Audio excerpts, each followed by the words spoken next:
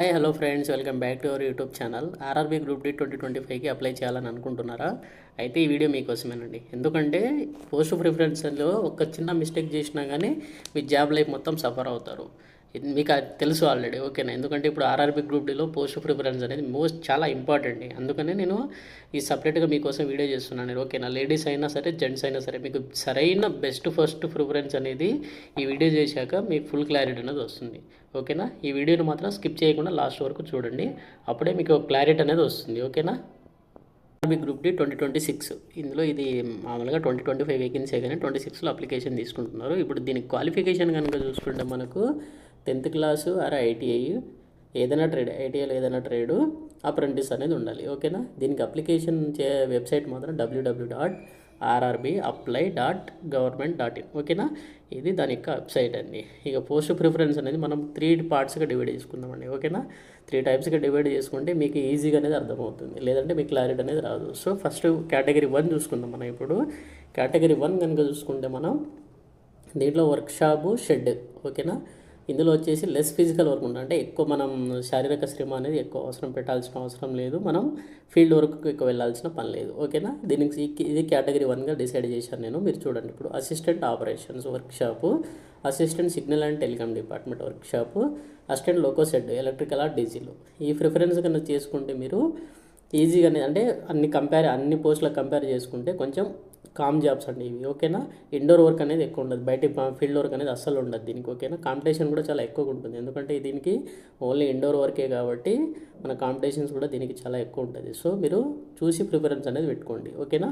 ఈ నెక్స్ట్ మనం కేటగిరీ 2 కనుక చూసుకుంటే కేటగిరీ 2లో ఎలా ఉంటుందంటే దీంట్లో వచ్చేసి మోడరేట్ టు ఫీల్డ్ వర్క్ అండి, ఓకేనా? దీంట్లో వచ్చేసి assistant TRD, assistant TL and AC, assistant signal and telecom డిపార్ట్మెంట్లో, తర్వాత assistant carriage and vegan.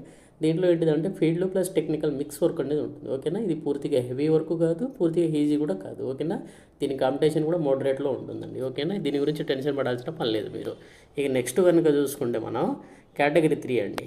Category 3 కనుక చూసుకుంటే దీంట్లో హెవీ ఫిజికల్ వర్క్ అనేది ఉంటుందండి, ఓకేనా? ఇది ట్రాక్ మెయింటైనర్ గ్రేడ్ 4 ఉంటుంది. ఇందులో assistant pathway, assistant bridge, assistant track machine, pointsmen B, ఓకేనా? ఇవి గ్రౌండ్ లెవెల్ జాబ్స్ అండి. ఎక్కువ వాకింగ్ చేయాల్సి వస్తుంది టూల్స్ పట్టుకొని, ఓకేనా? వెదర్ ఎక్స్పోజర్స్ అంటే అన్ని వాతావరణం మనం తట్టుకోవాల్సి వస్తుంది. వేకెన్సీస్ కూడా దీంట్లోనే ఎక్కువ ఉంటుంది. అలాగని చెప్పేసి మీరు దీనికి ఫస్ట్ ప్రిఫరెన్స్ ఇవ్వచ్చు, ఓకేనా? నేను కాదనట్లేదు, కాకపోతే మీకు ఫస్ట్ ప్రయారిటీ అంటే మీ టాలెంట్ని బట్టి ప్రయారిటీ అనేది ఇవ్వండి, ఓకేనా? మీకు జాబ్ నేచర్ ముఖ్యమైతే మాత్రం ఈజీ పోస్ట్ని టాప్లో పెట్టండి. లేదు మీకు జాబ్ రావాలన్న మైండ్ సెట్ ఉంటే మాత్రం హెవీ ఫిజికల్ వర్క్ని మైండ్లో పెట్టండి, ఓకేనా? ఫస్ట్ ప్రిఫరెన్స్లో పెట్టండి, కానీ స్కిప్ మాత్రం చేయొద్దండి ఇందులో, ఓకేనా? ఈ పోస్ట్ ప్రిఫరెన్స్ ఇచ్చాను కదా, దీంట్లో ఒక్కటి కూడా స్కిప్ చేయొద్దండి. ఎందుకంటే మీరు స్కిప్ చేశారనుకోండి ఆ పోస్ట్కి మీరు కాంపిటీషన్లోకి రారు. ఓన్లీ మీరు ఏదైతే పోస్ట్ ప్రిఫరెన్స్ పెడుతున్నారో వాటికి మాత్రమే మీరు కాంపిటీషన్స్కి వస్తారు. కాబట్టి మీరు పోస్ట్ ప్రిఫరెన్స్ అనేది చూసి పెట్టుకోండి. ఇప్పుడు నేను మీకు క్లియర్గా ఇచ్చాను కదా ఎక్స్ప్లెనేషన్, ఇక్కడ చూసుకోండి మీరు. Category 1 workshop, shed, category 2 moderate field work, category 3 heavy physical work. మీకు ఏది కావాలి, ఎట్లా కావాలి అనేది మీరు ఫస్ట్ ప్రిఫరెన్స్ పెట్టుకోండి. ఫర్ ఎగ్జాంపుల్ కూడా సికింద్రాబాద్ ఉందనుకోండి, సికింద్రాబాద్లో కేటగిరీ 1లో ఇప్పుడు ఈ అసిస్టెంట్ ఆపరేషన్స్ వర్క్షాప్ సంబంధించినవి ఉన్నాయి. దీనికి సంబంధించిన ఫర్ ఎగ్జాంపుల్ ఒక 20-30 వేకెన్సీస్ ఉన్నాయని అనుకుందామండి. మీరు ఇప్పుడు దీనికి తక్కువ ఉంది కదా వేకెన్సీస్ అని చెప్పేసి దీనికి ఫస్ట్ ప్రిఫరెన్స్ ఇవ్వకపోవచ్చు.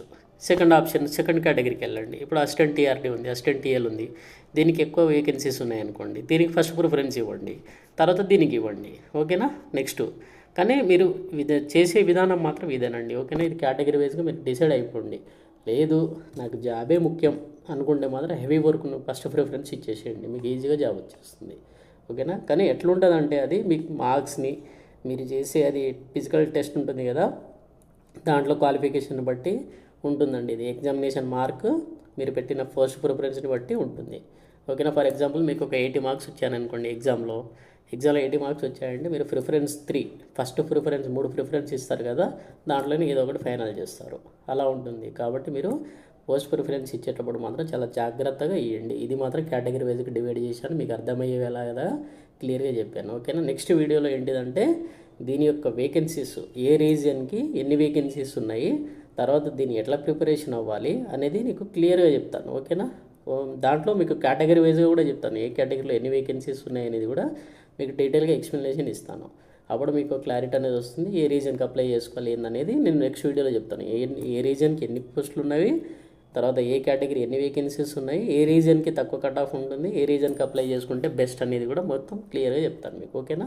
దాని తర్వాత నెక్స్ట్ వీడియోలో ఫస్ట్ అటెంప్ట్లోనే ఆర్ఆర్బీ గ్రూప్ టీ ఫస్ట్ అటెంప్ట్లోనే ఎట్లా జాబ్ పొందాలి అనేది కూడా ఒక వీడియో చేస్తాను మీకోసం. ఓకేనా?